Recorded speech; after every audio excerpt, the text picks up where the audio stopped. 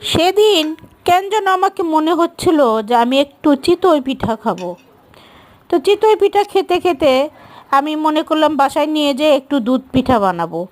তো যে কথা সেই কাজ, এই যে দুধটা চুলায় বসায় দিছি, নিয়ে আসছি কয়েকটা পিঠা, তারপরে সাদা এলাচ তেজপাতাটাও দিয়ে দিলাম, আর ফ্রিজে অনেক গুড় আছে। তো একটা বক্স বাইর করলাম। এই যে গুড়টা অনেক ভালো, নষ্ট হয় নাই। দুধটা যে দেওয়ার পরে যে ফেটে যাবে তা হয় নাই, আসলে গুড়ের ফ্লেভারও অনেক সুন্দর ছিল। তো এই যে আমি গুড়ের পানিটা গরম করে নিচ্ছি, গুড়ের পানি গরম করাও, এদিকে আমার দুধটাও হয়ে গেছে। আমি ঠান্ডা করে নিচ্ছিলাম গুড়ের পানিও এবং দুধটাও। তারপরে আমি দুধটা একসঙ্গে মিক্সড করব। তো আমি দুধটা হয়ে গেছে ঠান্ডা, এরপরে পানিটাও, গুড়ের পানিটাও ঠান্ডা হয়ে গেছে, আমি দিয়ে দেবো, ঢেলে দিচ্ছিলাম।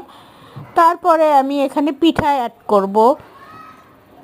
তো পিঠাটা আমি বেশি নেই নাই, কারণ যদি আমার মানে সন্দেহ হয়েছিল গুড়টা যদি দুধে দেওয়ার পরে ফেটে যায়। তো দেখি না, মাশাল্লাহ অনেকটা ভালো আছে। তারপরে এই যে আমি পিঠাটা আমি আস্তে আস্তে দিয়ে দিলাম, যেন একবেলাই খাওয়া হয়ে যায়। তারপরে এই যে দেওয়ার পরে আমি 2 ঘন্টার মতন রেখে দেবো। আর খেতে এত মজা হয়েছিল যা বলার মতো না, মাশাল্লাহ।